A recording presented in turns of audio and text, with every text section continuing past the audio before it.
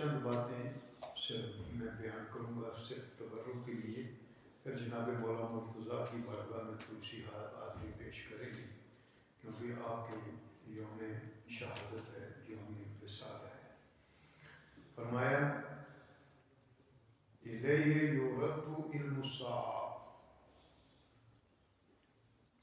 یعنی قیامت کا علم اسی کی طرف لوٹتا ہے، وہی جانتا ہے۔ اصل علم اسی رب قدوس کے پاس ہے۔ ہاں وہ اگر کسی کو عنایت فرمائے جس کا انبیاء علیہ السلام پر، لیکن حقیقی علم اسی کے پاس ہے۔ وما تخرج من ثمرات من اکمامها، یہ بڑی خوبصورت ماشاءاللہ گفتگو ہے تو ساری قرآن عظیم کا لفظ ہی انتہائی اعلیٰ ہے، مگر میرے اور آپ کے سمجھنے کی وما تخرج من ثمرات من اکمامها، اور نہیں کوئی پھل ایسا جو اپنے غلافوں سے نکلتا ہے، یعنی غلافوں کے اندر پھل نکلتا ہے، پہلے پھل پیدا ہوتا ہے، پھر اس کے اوپر پھول ہوتے ہیں، پھر وہ باہر آتا ہے۔ وما تحمل من انثی، اور نہ ہی کوئی حاملہ جو کہ جنتی ہے، مادہ یا نر کو پیدا کرتی ہے، بچہ جنتی ہے۔ ولا تضع الا بعلم، یہ جو ہے نا یہ اس کے علم کے بغیر نہیں ہے، وہ رب قدوس کا ہی علم اور قدرت ہے۔ وَيَوْمَ يُنَادِيهِمْ، اور وہ دن بھی آئے گا جب آواز دی جائے گی، پکارا جائے گا، اَيْنَ شُرَكَا، تمہارے اَيْنَ شُرَكَائِي، کہاں ہیں میرے شریک، جن کو میرا شریک ٹھہراتے تھے وہ کدھر ہیں، جن کو تم پوچھتے تھے۔ قَالُوا أَعْزَلْنَاكَ، کہیں کہ ہم عرض کر چکے ہیں، ما منا من شہید، ہم میں سے کوئی بھی گواہی نہ دے گا۔ وَضَلَّ عَنْهُمْ كَانُوا يَدْعُونَ مِنْ قَبْلُ، تو یہ ساری ان کی جو کفار کی یا اس طرح کے لوگوں کی گمراہیاں تھیں، انہی کا ذکر ہے۔ اور ان کے ذکر میں جہاں قیامت کا بھی تذکرہ ہے، مختلف قوموں کے ساتھ ان کے اپنے انداز کا بھی ذکر ہے، اور پھر مالک الملک نے کتنی خوبصورتی کے ساتھ یہ بھی بات فرمائی ہے، تو ہر کلام ہر لفظ خوبصورت ہے۔ فرمایا اذا انعمنا علی الانسان اعرض، جب ہم نعمتوں کی برسات کرتے ہیں نا بندے پر، دولت آتی ہے، اولاد آتی ہے، عزت ملتی ہے، شرف ملتی ہے، کوئی عہدہ ملتا ہے، تو وہ ایک جانب ہم سے نا منہ پھیر کر ایک جانب ہو جاتا ہے، پہلو تیل کرتا ہے، ورنہ بجانبی، یعنی بالکل توجہ ادھر نہیں کرتا، پہلو تیل کرتا ہے۔ وَإِذَا مَسَّهُ الشَّرُّ، اور اگر اس کو کوئی شر آ جائے، یعنی سختی آ جائے، تنگی آ جائے، تو پھر ذو دعائن عریض، بڑی لمبی دعائیں کرتا ہے۔ دیکھو نا یہ انسانی مزاج کا ذکر ہے، یعنی جب نعمتوں کی برسات ہو، ہم سے آگے پیچھے ہو جو ذرا خیال نہیں کرتا کہ اس نعمتوں پر اللہ کا شکر ادا کروں، زیادہ جھکوں کہ وہ نعمتیں دے رہا ہے، لیکن جب کوئی مصیبت آ جائے، تنگی آ جائے، میں مارا گیا، میں یہ ہو گیا، یا اللہ یہ، یعنی اس وقت لمبی دعائیں، ذو دعائن عریض، بڑی لمبی دعائیں کرتا ہے، اور مزاروں پر جائے گا، لوگوں سے کہے گا دعائیں کرو، یہ خدا کے بندے اگر مشکل آئے تو ٹھیک ہے تم ایسا کرتے ہو، تو جب آسانی ہو، نعمتیں اللہ کی ہوں، تو پھر بھی تو شکر ادا کرو۔ اللہ پھر فرمایا سنریہم آیاتنا فی الآفاق، ہم عنقریب اپنی نشانیاں آفاق، یعنی یہ جو عالم ہے، جہان ہے، دا یونیورس، اس میں ہم دکھائیں گے فی انفسہم، اور ان کے اپنے نفسوں میں، ان کے اندر جو ہے نا وہ بھی آیتیں، جو باہر کی آیتیں وہ بھی دکھائیں گے، حتی یتبین لہم انہ الحق، حتیٰ کہ بالکل واضح ہو جائے گا کہ یہی اللہ کا جو کلام ہے اور اللہ کا حکم ہے، یہی حق ہے۔ پھر سورہ شورا ہے، اس میں حامیم اور عین سین قاف یہ حروف مقطعات ہیں، اس میں بھی رب تعالیٰ نے اپنی قدرتوں کا ذکر کیا، اور کفار کی ضد اور ان کی انا کا بھی ذکر کیا اور اپنے بندوں پر جو اس کی نعمتیں اور رحمتیں تھیں ان کا بھی ذکر کیا، اور پھر بار بار یہ فرمایا کہ فاطر السماوات والارض، خیال تو کرو کہ وہ رب وہ ہے جو زمین و آسمانوں کا پیدا کرنے والا۔ دیکھو نا، زمین کو کوئی پیدا کرنا کوئی آسان کام تو نہیں تھا، اللہ کے لیے تو آسان ہے، ہمارے لیے تو آسان نہیں ہے نا، کسی کے لیے، کسی مخلوق کے لیے، کیونکہ رب نے تو کن بس فرمایا، زمین کو کہا کن ہو جا، وہ ہو گئی، سورج کو کہا کن ہو جا، وہ ہو گیا۔ تو اس طرح زمین و آسمانوں کی نشانیاں، اور پھر بے شمار فرمایا جعل لکم من انفسکم ازواجا، تمہاری جنس سے جوڑے پیدا کیے، و من الانعام ازواجا، اور اسی طرح انعام جو ہے نا ان میں بھی جوڑے پیدا کیے۔ اللہ تعالیٰ نے یہ جو سسٹم پیدا کیا ہے، یعنی جانوروں میں، انسانوں میں، یہ سارا کا سارا اس کا ایک عجیب ماشاءاللہ۔ پھر فرمایا لہو مقالید السماوات والارض، زمین و آسمانوں کی جتنی چابیاں ہیں نا وہ اسی کے پاس ہیں، اسی کے دست قدرت میں ہیں۔ یبسط الرزق لمن یشاء ویقدر، جس کے لیے چاہتا ہے رزق کھلا کر دیتا ہے، وسیع کر دیتا ہے، جس کے لیے چاہتا ہے تنگ کر دیتا ہے۔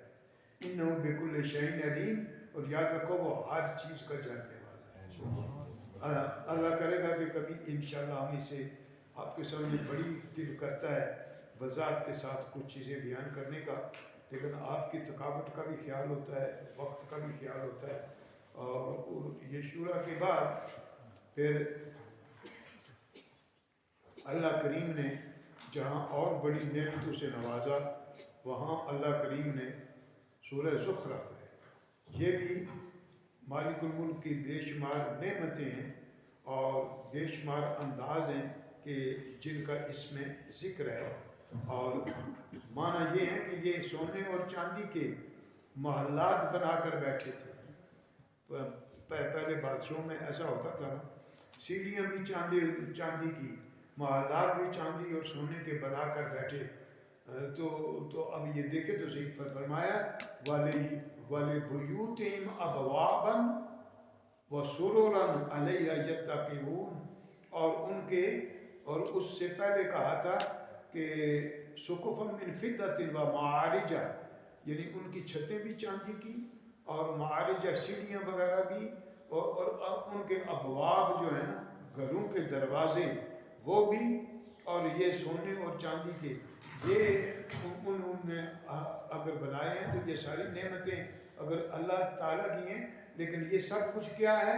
ذالک متاع الحیات الدنیا، یہ تو دنیا کا متاع ہے، دنیا کا متاع۔ والآخرۃ عند ربک للمتقین، اور آخرت جو ہے تمہارے رب کے ہاں متقین کے لیے ہے، اس میں بادشاہ کے لیے نہیں، متقین۔ ہاں بادشاہ بھی اگر متقی ہوگا اس کو بھی اجر ملے گا، تقوی والوں کے لیے ہے۔